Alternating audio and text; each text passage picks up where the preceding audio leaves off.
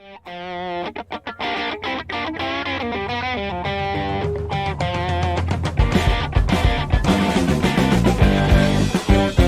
everybody, welcome to your TraderMerlin show for Tuesday afternoon. Hope you had a great trading session out there. Hello Larry, we got double Denver today, Michael and Larry. Good to have you guys with us. Sue out in Boston, good to have you back with us again. ML as well, and yes, these markets are a bit nuts. There's actually a very rare pattern that formed today on the S&P in particular. We'll talk about that one here in a little bit. What else we got? We got Big Eb. You back from vacation, buddy? No suntan pictures? He was out in Hawaii for a little while. Okanola, good to have you with us. Jeff, Pepe, Jerry, Tom, as well as others. Good to have you guys with us today. Now, today's show is going to be slightly different. We've been, looking at a lot of price charts, in many cases on the daily or lower time frames. Today, our guest is going to join us. We're going to talk about something a little bit different. Much bigger time frames here, as you guys can see. We're talking about maximizing retirement income. So, of course, many of you are probably active traders. You're going to go, oh, this is boring. It doesn't matter to me. Yes, it absolutely matters to you because part of your trading plan should be planning for your future, planning for that long-term account, the big bucket of capital, as many people will call it, that IRA, 401k, retirement account, whatever you want to call it. That's what we're going to talk about today. My guest joining us from, I'm assuming he's on the East Coast today. Got Mr. Paul Orme joining us. Paul, how you doing? Great here in Connecticut. Beautiful day here, sunny and a little bit on the chill side, but it's terrific. We love terrific days out there, especially Connecticut. I just briefly traveled through Connecticut. My girlfriend is shopping for all the Starbucks mugs from all the different states. I guess they have a get to know your state mug. So we drove literally like 2 hours just to get across the border to hit a Starbucks to grab this stupid coffee mug. But hey, you know what? Got to make them happy. You got to do what you got to do. We got to do what we got to do. All right, let me start off by asking a real quick question. I call this the trader profile piece, which is getting a little bit of an understanding of who Paul is. I've had the privilege of working with him for many years, and I thought, viewers, you might want to get a chance to know him. So, Paul, I'll ask you 3 simple questions. First one is, how long have you been trading? The second one is, what style of trading do you do? And the third one is, what asset classes do you trade? Okay, Merlin, I've been trading for over 30 years, and during that time, I've moved from stocks to other securities.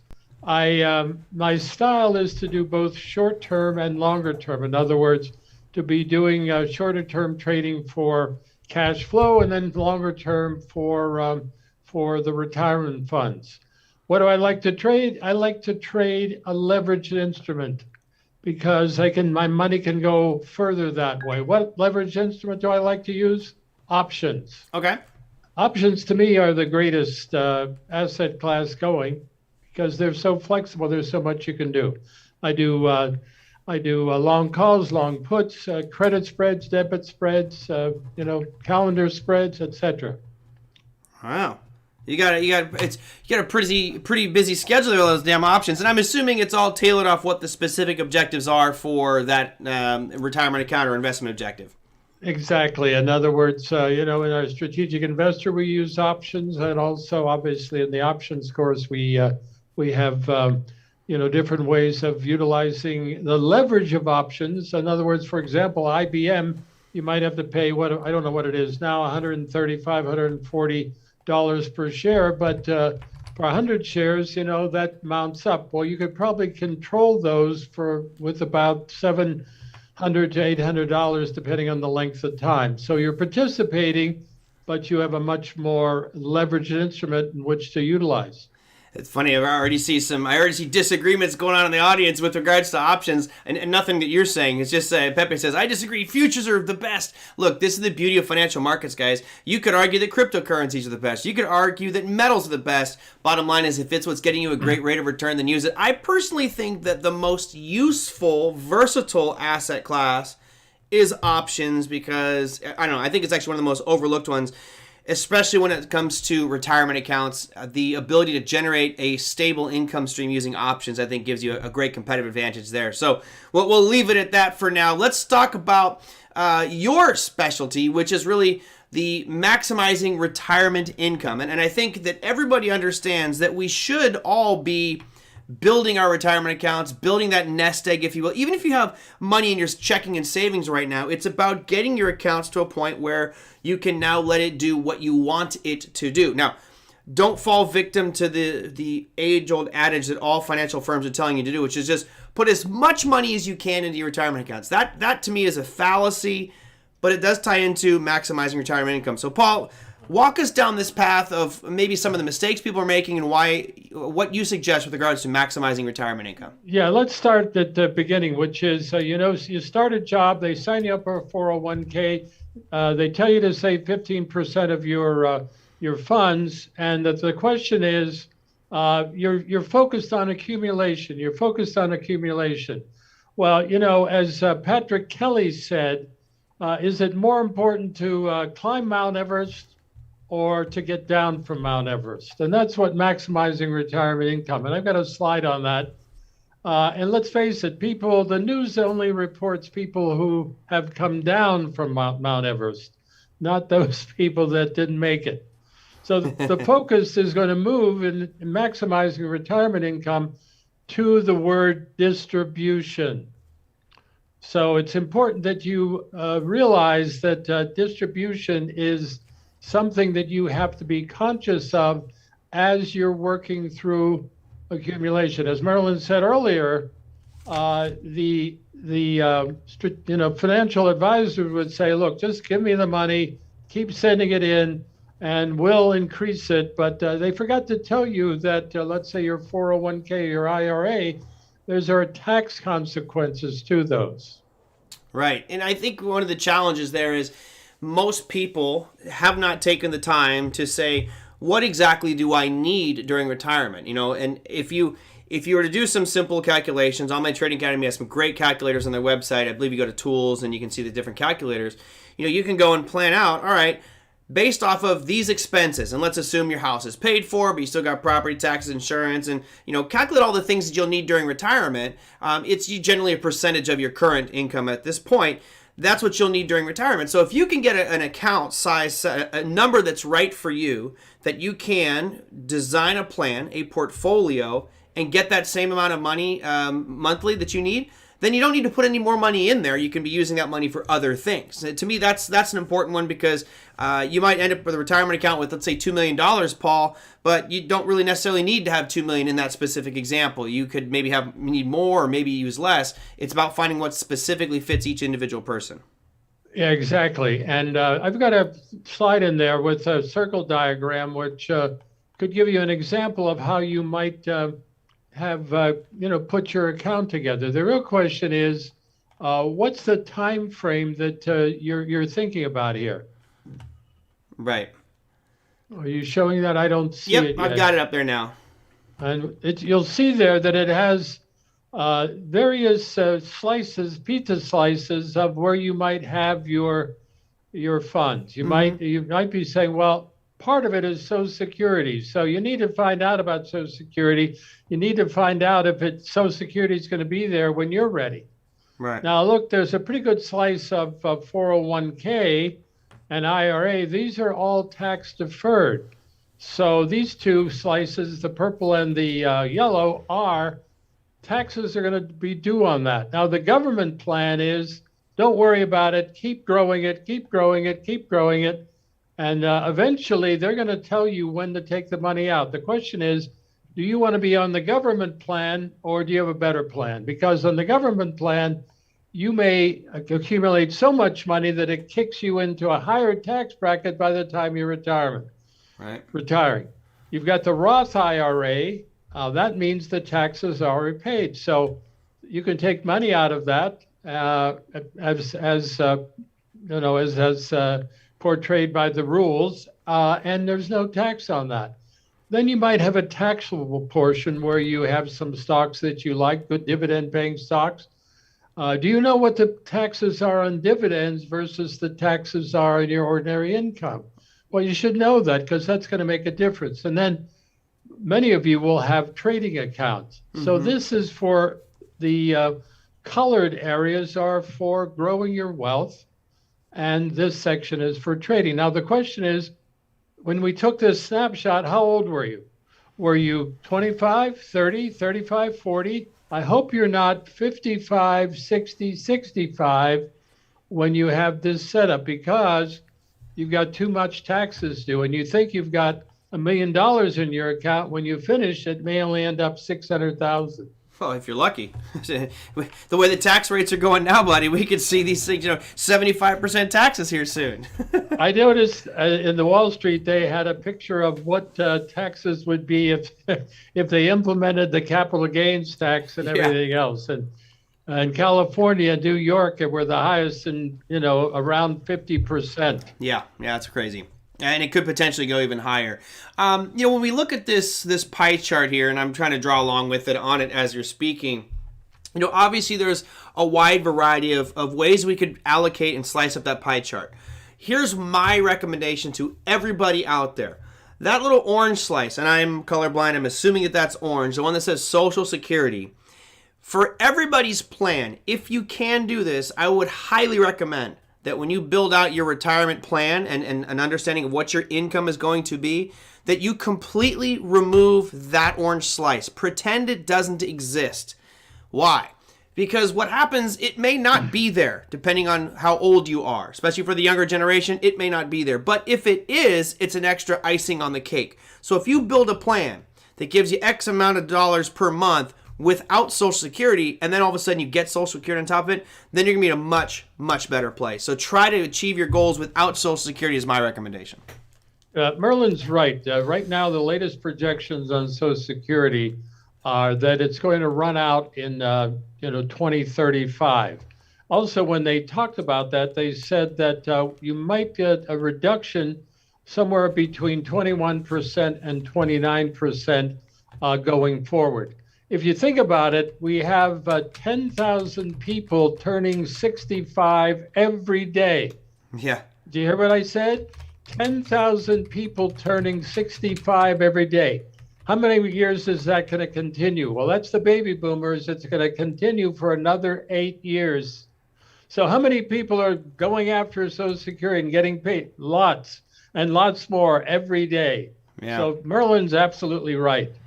Yeah, it's just one of those things that if you can do it, it'd be much greater for you. Now, I have a trivia question for everybody out there. Number one, let's see, let me go back to the main screen here. Number one is, in what year did Social Security start? Right? We got Social Security numbers coming in. At what point did we start paying into Social Security? So for the viewers out there, I'm going to see if I can get you to interact on this. This is an interesting one. I'll give it just a few seconds here so I don't take up too much time on it. But it was started many, many moons ago. Just so if you guys type in your question or your guesses, I'll let you know. It was 1935, if I'm not mistaken, is when Social Security was started. Now, in August. In August. Now, here's the real rub. Some of you, did anybody get it? Michael Russo says 1939. Jerry says 1914. Now we'll get even better. If you look at when Social Security was created, of course, the thought was people would retire and then this would carry them through their retirement years. How about this one? Now that you guys, I got your fingers warmed up. Now you guys see 1945, 1890 rabbing. Wow, that's an early start there. What was the average life expectancy? And we could add in male and female, it doesn't matter. They're pretty darn close. What was the average life expectancy in 1935? Remember, they put this system in place to say you're going to retire, you'll live for a few more years, and therefore you're probably not going to use too much of the system, right? To me, it's an interesting one because the life expectancy back in 1935 when this was created was 60 years for men and 64 for women. Interesting because you're supposed to retire at 65. Okay, so basically by the time you got Social Security, you're already dead. Now, if we fast forward to where we are today, life expectancy in the U.S., I believe right now is about 75 or 78. So when Merlin, actually, 2019 they did a study, and those people turning 65, life expectancy is sitting down 85. Oh my God. So now you're expected to have this money for Social Security carry you 20 years. The system wasn't designed for that, guys. It was designed to last you 3 to 5 years, but now it's 20 and maybe even more than that. So obviously that, with all the spending we've done and the misappropriation of funds with regards to Social Security, it's ugly. I have completely set myself up so that I'm assuming I'm getting no Social Security. Anyway, I agree with you, Medic. It's a total con job. It's just a legacy system that needs to be changed, but it's an integral part of portfolios that every single American is counting on. They're all going, Social Security, Social Security. Pretend it doesn't exist. All right, sorry. Well, why don't you go to slide 10 on which we say, are you giving any thought to distribution? Okay. Of your various accounts? Yep, there it is. Got it. So the question then is, if you think about it, if you have a financial advisor or the company that has your 401k plan, have they made any recommendations to you? Have they said, look, Jack, you want to transition now by being fully invested in the mutual funds we have. You want to be getting the money, paying the taxes on that, and going into something that might be a little bit more, not have the twos and fros, the vicissitudes of the market, the risk. You're in risk if you're in that. And has your company held educational meetings? Have they had someone come in and say, look, here's what you do? Now, your financial advisor is not going to make any recommendations because many of them, if not most of them, at the big firms get compensated on assets under management. We say AUM, assets under management. How do they get recognition? By growing assets under management. So if you take some of the money out and put it into something that might be a little bit more conservative, they are losing assets under management. So they're not going to bring that up ever. Right. And the 401k company, basically they're built to keep the money in, collect fees, and most people have target date funds. Yes. What do you mean by that? Well, you're going to retire in 2040, so they put you in a target date fund. One of the largest institutions that handles these, if you think about it, if they put everybody in a target date fund, their job is done. Yep. So they don't need any advisors. They just parked you. And you can't get your car out. Right. It's amazing. Yeah. It's incredible. It's unfortunate because there's, we talk about maximizing retirement, which is really the focus of this. But I think as we are all looking at that end goal, whatever that end goal may be, 65 for some, could be, 50 for others. When you get to that point, it's about having all your ducks in a row. And I do agree with Paul. I think that, a lot of times these financial firms, while there are some very good financial advisors, for the most part, they are in business to make the firms money, period. So they're going to put you in investments that may not be the best for you. It's about understanding the right things to be in. And, that's a broader discussion on what we should be in. With regards to maximizing, Pepe's talking here about fees. I think that's an interesting one as well. That really, to me, boils down to a lot of your investment selection. But what slide are you on now, Merlin? Oh, I'm not on a slide. I'm just ranting away. But you just tell me what you want to say, and I'll find it. Okay, so let's go to 11. Okay. Got it.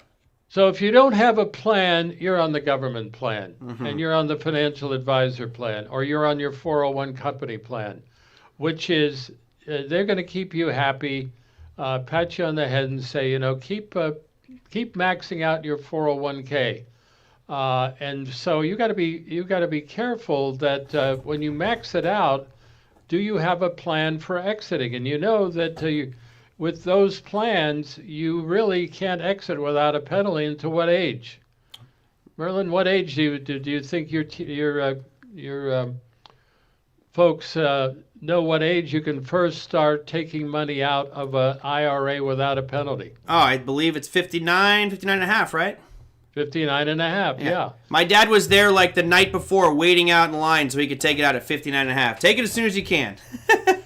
Now, if you take it out, you have to pay taxes on that. But you could put a plan together that isn't the government plan, because the government's going to have you hold it until they're proposing 75. Right now it's 72. So as I said earlier, you probably have the most money in your plans. If you haven't taken anything out and you've had decent growth, you have the most money then, and you may have gone up into a higher tax bracket. Right, and with that that time, I think the argument here that we'll make is if you take it out earlier, you can do more with it. And I don't know what the actual numbers are that percentage-wise that the growth rate for retirement funds is, but in theory, if you are an astute investor and you do have discipline and risk management, you can probably get a better rate of return than what the government is giving you on the money that you've invested. So for me, it does make sense to take it out early, but everybody has a different view on how and when to withdraw those funds. Because remember, the longer you keep it in, the more you're going to get each year. Yes, but if you take it out, you can roll it in from an IRA, for example, to a Roth. Right. And then it'll grow and you'll never have to pay taxes again. And then you'll be in charge of when to take the money out. If you wait too long, you're on the government plan. They're going to tell you what to take out. So let's go to slide 12. So go ahead. I'm with you. So maximizing focuses not only on accumulation, but also on distribution. So you need to put a plan together to say, how am I going to handle the movement of these accounts over time? Now, we had that pie chart. That might have been fine when you were 25 or 30, but over time, you have to figure out where you want to have that money. For example, they encourage you to max out your 401k. Well, a lot of people, a lot of things say, well, maybe you only want to max out the amount that you're getting for matching. In other words, the company you're working for matches. But even that is precarious because most people, you don't get vested for 4 or 5 years. And so what happens is you get the matching, you think, and then by the time you leave the firm in 3.5 years, well, the matching kind of is curtailed or disappears altogether. Right. Let's go to the next one. So what are the issues? You have to figure out where your money is. Is it tax deferred, slide 13, or is it taxable? Yeah. Or is it tax free? Right. So you're climbing down the mountain. Now you're climbing down the mountain and you want to get to have the maximum retirement income means having the most cash that you can spend. The most cash you can spend in retirement. Next slide is 14. So you got to ask these questions as you're putting this strategy. How old are you? Question is, do I have to disclose that information? Do you have a pension? Well, most people don't have pensions today unless they work for, the Illinois government, right? Right. And those pensions are in tough straits. And also CalPERS out in California, that has had some difficulty. Underfunding is what we're talking about because typically they projected 7% per year. Wow. Okay.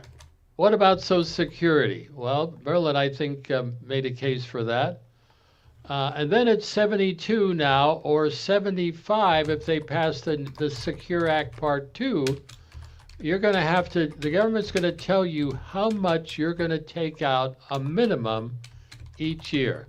And as soon as you take that out, you have to pay taxes on it. And what they want to do is get all the money from you as fast as they can. So what happens is the amount increases each year, and there's a table that you have to go along with, and whether you need the money or not, you have to take it out. Yeah. The other issue is if you're married, how does that work? And what about the issue with regard to if the primary breadwinner dies? What does that happen? What happens to your overall plan for retirement? Well, you need to think about that. And obviously what tax bracket you're in now, because you're getting the funds deducted from your taxes now, but what do you think about, are taxes going to go up in the future? So maybe you're getting a deduction of 17%, but when you retire, you're going to have to pay taxes that are 39%. Right. Well, is that a good deal? Go ahead, Merlin. No, I'm gonna say, whenever you pay more taxes, it's generally not a good idea. But if we can, unfortunately, it's it's a necessary evil with regards to administrations, and right now we're going to be in a period of most likely higher taxes. So, with regards to maximizing things, there was a question that came through here just a little bit ago. Let me see here real quick. Lisa says, so I can start taking Social Security and then use the money to make money by putting it in a Roth. Correct, but remember, there's a couple considerations here. Remember, the sooner you start taking out your distributions from Social Security, the less you're going to get paid. So if you start pulling out at 65, that's kind of the baseline number that you've seen on all your statements, right? So let's say they tell you if you retire at 65, you're going to get $1,500.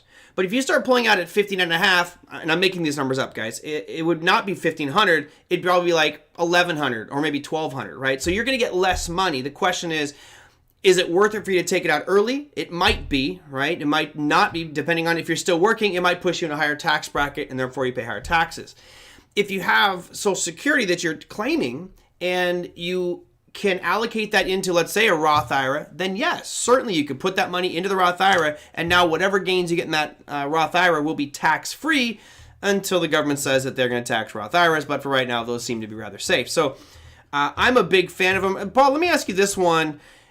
At what point should somebody stop thinking about a traditional IRA and just say, I'm going with the Roth IRA? Because to me, I would much rather, especially when you're younger, for the younger people watching right now, I would much rather start off with a Roth IRA simply because I'm already paying taxes on it. I'd rather pay on taxes when I'm in my youth not making a lot of money, and then ultimately when I pull it all out, it's going to be tax-free. Is there a crossover point? Yes, there's a good question, but let me add to the Social Security. Yeah. There's something called an FRA, full retirement age, and for most of the people listening to us, that's probably 66. Now, if you can start taking it at 62, but you must start after 70. Okay, so what happens between 62 and your full retirement age of 66? Each year you get 8% more. 8% more. Right. So that's really not something you don't want to take early to the extent you can. The experts on the Social Security, since you got to live another 20 years. Remember, I've said 85. So the best thing to do is to wait and get that 8% per year. Mm-hmm. Now, let's moving on. What was your other question? With an IRA. Well, there are two things. There's a 401k Roth that many companies have, and you might want to take a look at that. In other words, you could put some of your money in a 401k, and you can put some of the money in a 401k Roth. Okay? Now, there's a restriction on how much you can earn as a single individual or as a married person. So at a certain point, you can't really qualify for a Roth IRA, for example.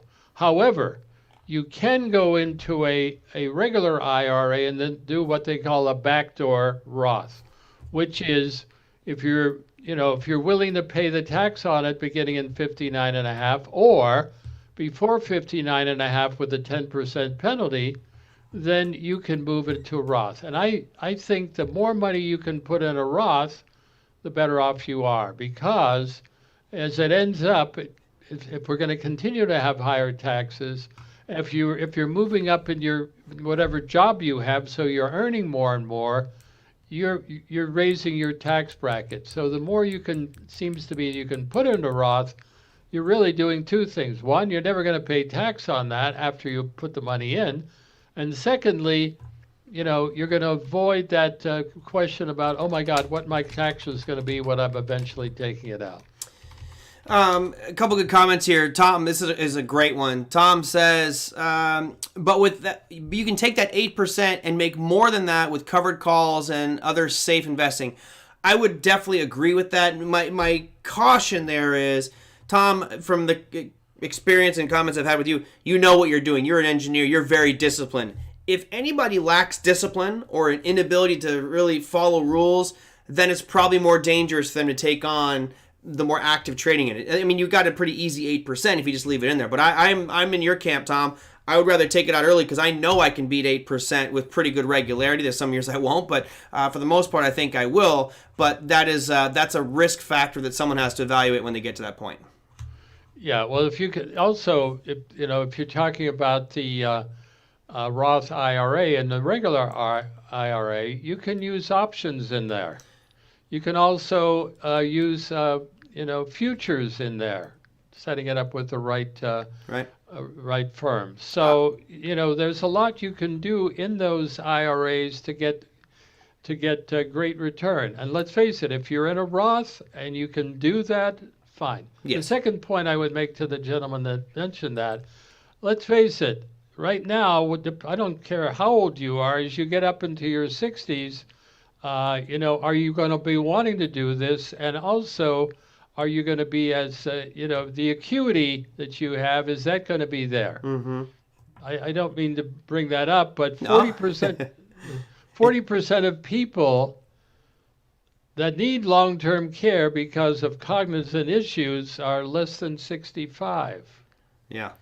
Yeah, it certainly is a factor. But I think, once you, for example, I sell covered calls in a portfolio, cash secured puts. I sell those pretty much every month, and I've been doing so for a long time. And I do it once a month. It's a relatively easy thing to do. Been exercised a couple of times. You just sell some covered calls on those, and things have turned out okay. It's not that complex. You just got to know what you're doing and what you're looking for. Big Eb, current Roth contribution limits are about $6,500. It's $6,000, and then I think if you're over 50, it's $7,000 right now. But they're always changing that number. Right, exactly. Yeah, that's exactly. Yes, okay. Lisa. Yeah, go ahead. Any other questions that you have? There were a few in here earlier. Now let me go, because I always tell these guys, they got questions for me. Start the question with question marks, and there were a bunch earlier. So let me scroll back up here to the early stuff. We got probably the most engagement we've had. I'm glad you guys enjoyed the topic. Okay, and this is more options-wise from Jeff. Jeff says, what does Paul use to identify a good options trade? Indicator or watch list? So how are you scanning through your options? Well, one of the things that we have in Online Trading Academy, we have those options that have different volatility. And so we know that depending on the volatility, that sets you in a course of either buying options or selling options. So that list is a terrific way of deciding whether you're in a low volatility situation and you should be buying. Earlier this year and last year, the volatility was way up there, over 30. Mm-hmm. And so, you were more interested in looking for the higher volatility option situations by which you will then be selling options. There's a funny comment that just came in, Paul. I got to throw it in here just to entertain my masses. One of our regulars who's not here because this is a long-term investing show and he doesn't care about the long-term at all. He's more of a short-term guy. He would ask you this question.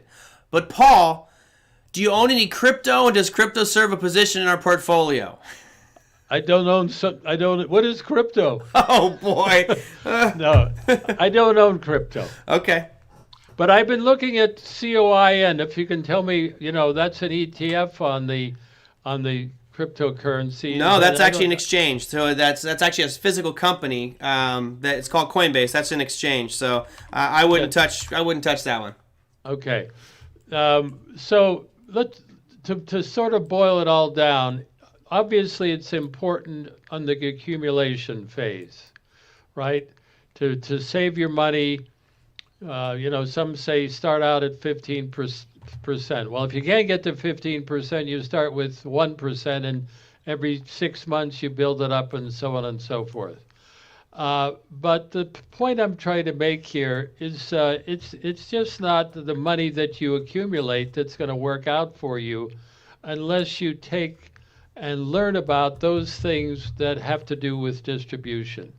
Right. As we said earlier, you're putting money in tax deferred. That means the tax man's going to show up, or taxable, and you should know what is taxable and has to do with capital gains, has to do with the tax on dividends. It has to do with all sorts of things. And then there's tax-free. And things change, things change. The other thing, too, that most people don't realize is that depending on your situation, your Social Security that you decide to get can also be taxed. So all of these moving parts you need to become aware of, and you need to set your strategy of when you're going to manage the distribution of the funds that you've worked so hard to accumulate. Right. And so I've got a seminar which I think that I think Merlin has a slide on. Yep. That's going to delve a little more detail. It's a free seminar. It's going to be next Wednesday at 7 o'clock Eastern. So we're not going to interfere with the great Merlin show. If you want to join, I think Merlin's got a slide up that you can send me an email at not max retirement income, but max income retire at Gmail.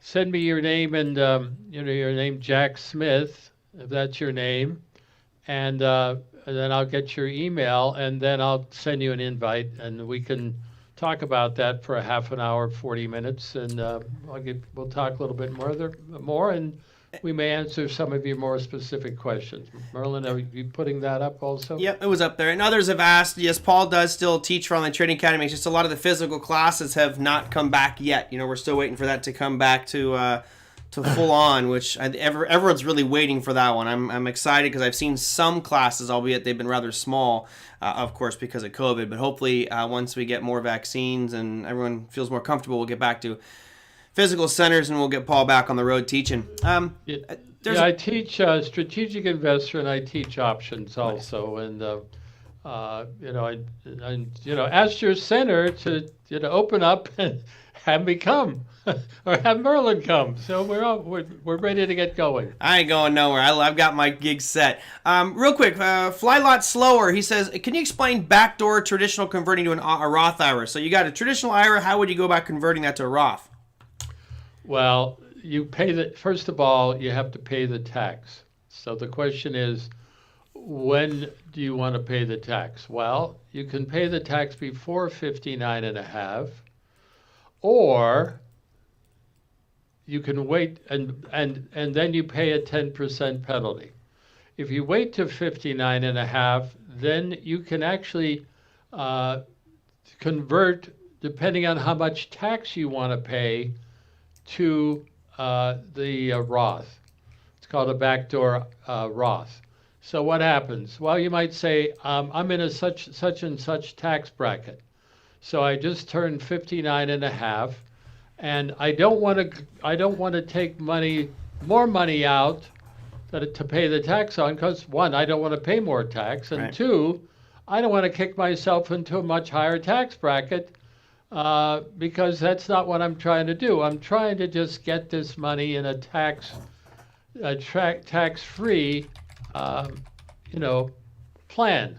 So that's something we're going to discuss a little bit more in the seminar. But that's really the idea. Backdoor, because maybe you made too much money, and you and your spouse could not do a Roth. But you did an IRA, and now you're ready to convert. And you're not waiting to 72. You're going to do it beginning at 59 and a half. Yep.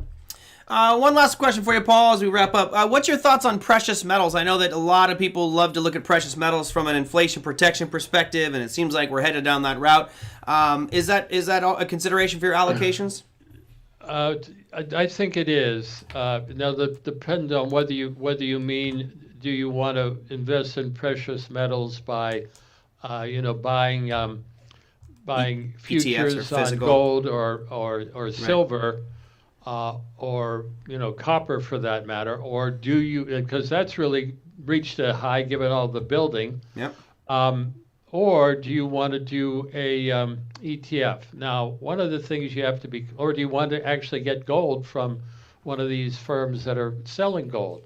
A lot of people say they've depressed the price of silver. Now, whether that's true or not, Merlin probably has the answer on that.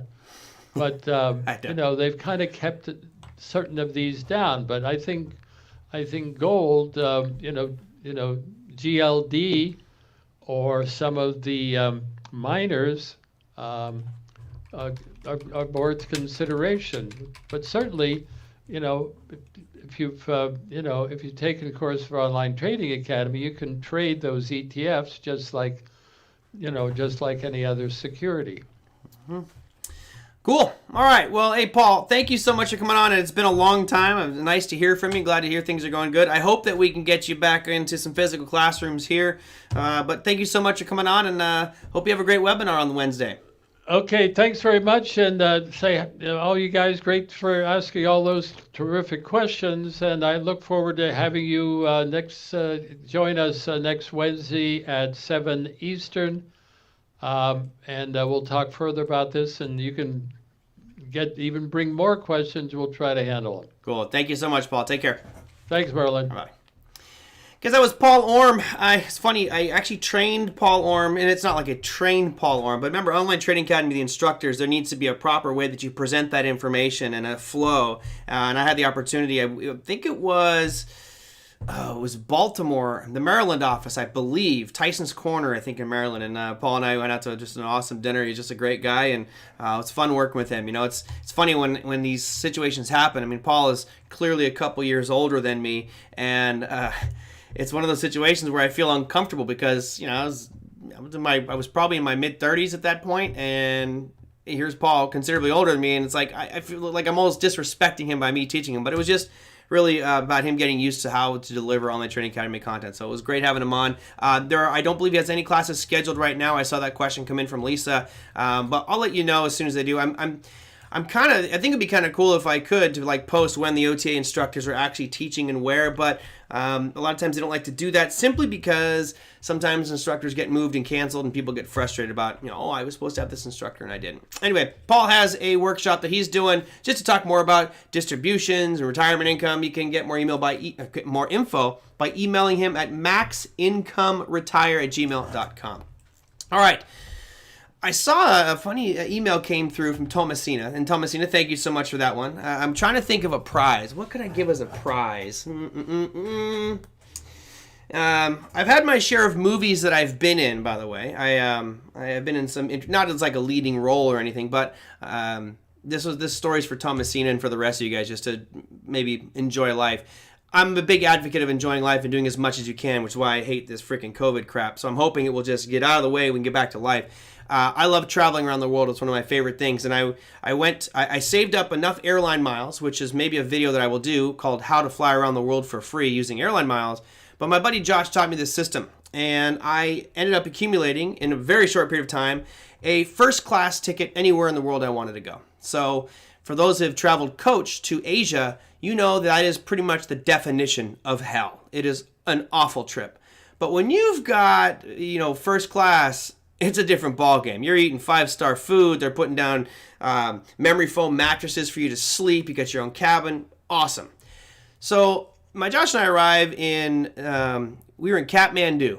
And that song, I believe, goes, I think it was Kenny Loggins, one of those, Kathmandu. He says, can't wait to get there. I couldn't wait to get out of it. That was such an awful city. It was horribly dirty. Anyway, we're in Kathmandu, and we're out exploring and wandering around, and we run into this couple. And they came up to us. We thought they were kind of awkward because they were overly friendly. And they ended up saying, do you guys want to be in a movie? I'm like, I've seen this movie before. Isn't this where you take the tourists and you kill them and torture them and hold them for ransom? Anyway, we end up going with this couple. We got on a bus. We drove out to some crazy temple ruins in Kathmandu.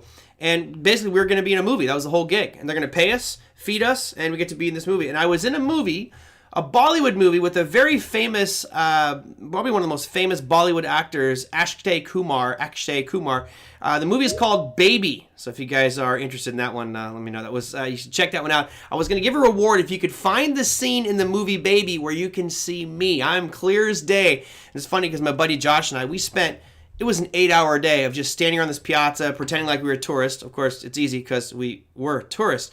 So, yeah, it was a good one. So I'll come up with some prize if you guys can find where I am in the movie Baby in 2015. Merlin Fish is coming to the Gorge in Seattle this summer. Are you coming up for the show? Probably not the Gorge. I've done the Gorge many times. I will be doing Tahoe, and I will be doing the Forum. And if I get more time off, I'll come to the Gorge. But that's a long stretch. Thanks, Tom. Bob Seeger. I knew it was something like that. All right, $100 worth of Doge. I think I actually get into trouble doing like raffles according to America, because now, you're giving things away internationally and all these rules. I don't know. I have to come up with something. Anyway.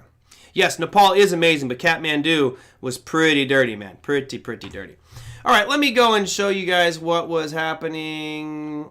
Let's talk about today, and then I'll talk about the guest for tomorrow, which is great. Here's what we have left today. Okay, no revving. I was there, man. I got video to prove it. It was a great trip. We actually flew into Cambodia. I went to Angkor Wat and spent a few days in Cambodia. Then we went to Koh Rong on the islands, flew up into Nepal and Kathmandu, and then back into Bangkok, and then out into San Francisco. It's awesome. So here's what we have cooking later tonight. I told you about the pound. British pound has been interesting recently. I looked GBP USD. The interest for me is this breakout and rally that we have, and it's right now forming this double top. Now, all that data that I just showed you, that's what's happening very shortly. All this stuff right here happens at 11 p.m. tonight. So you got a few more hours. So anybody trading that British pound, there's a laundry list of things happening, from GDP to good trade balance, index of services, industrial production, manufacturing production, on and on and on. Could create some pretty nice swings out there for the British pound. Now for tomorrow on the economic front, this is what we have. Some decent stuff for the EU. You have EU economic forecast. That's actually probably the only real major one aside from industrial production. The US, though, we finally get a number that I am very interested to see.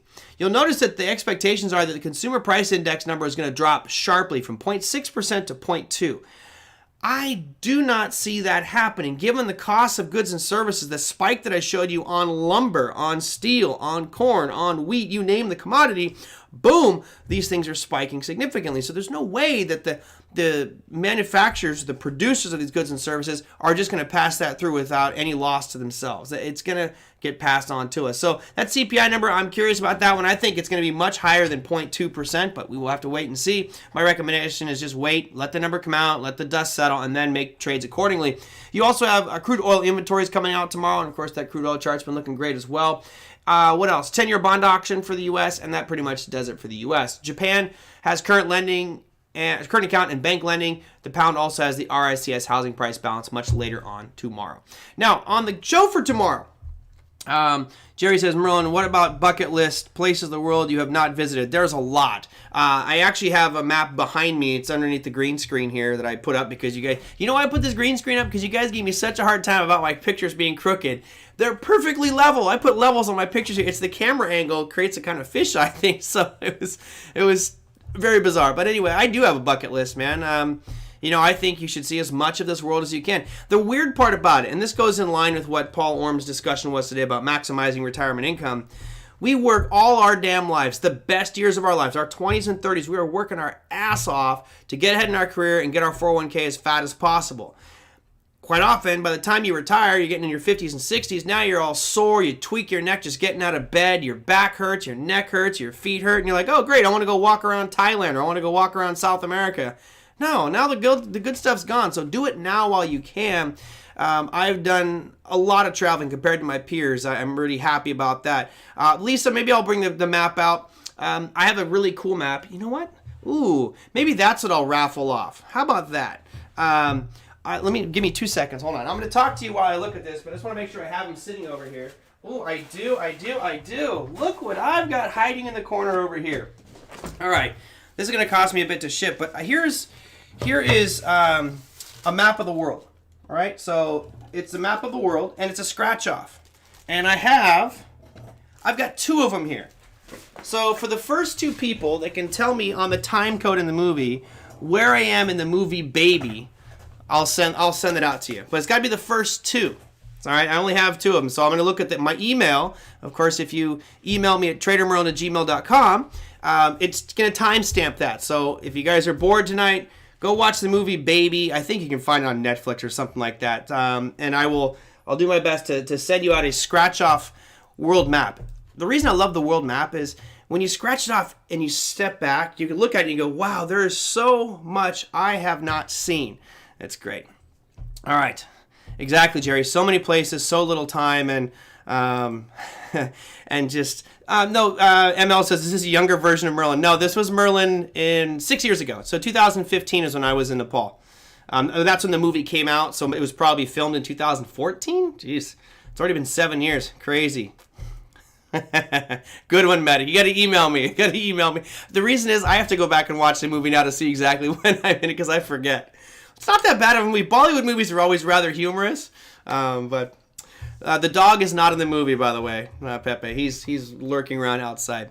All right, guys, that's going to do it for today's show. Hope you enjoyed that one. If you like Paul Orme and his presentation today, he does, as he mentioned, he has a free thing he's doing next Wednesday, the 19th. He's just maxincome@gmail.com. You can email him there, and he'll get you added to his Zoom list.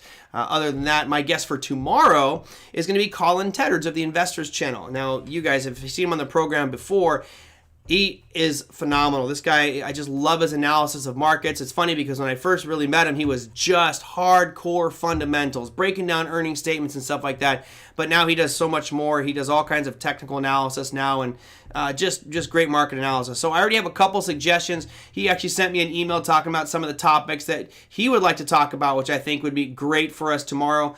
Lots of stuff we're going to talk about Cathie Wood's ARK and some of those things. We'll talk about Tesla, Roku, Zoom, some of these other companies like that. But if there's something specific that you guys want, send them on in. You just email me at TraderMerlin@gmail.com. The sooner I get those ready for Colin and myself, the better it's going to be. So hopefully you guys like that. Now I was going to walk away and call the show done, but I do have 8 minutes left, and Lisa called me out and she said, "Did you go over the S&P already?"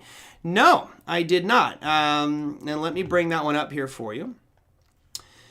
So let me bring up, I'll do the SPY. Okay, so the chart pattern, and this is kind of difficult for different people, different strokes for different folks, but when you look at the chart pattern here, it doesn't show the same on the SPY as it does on the futures. Now, I'll explain the big difference here in just a second, but it's pretty simple when you look at them to see the difference. The SPY obviously is not including the after-hours session.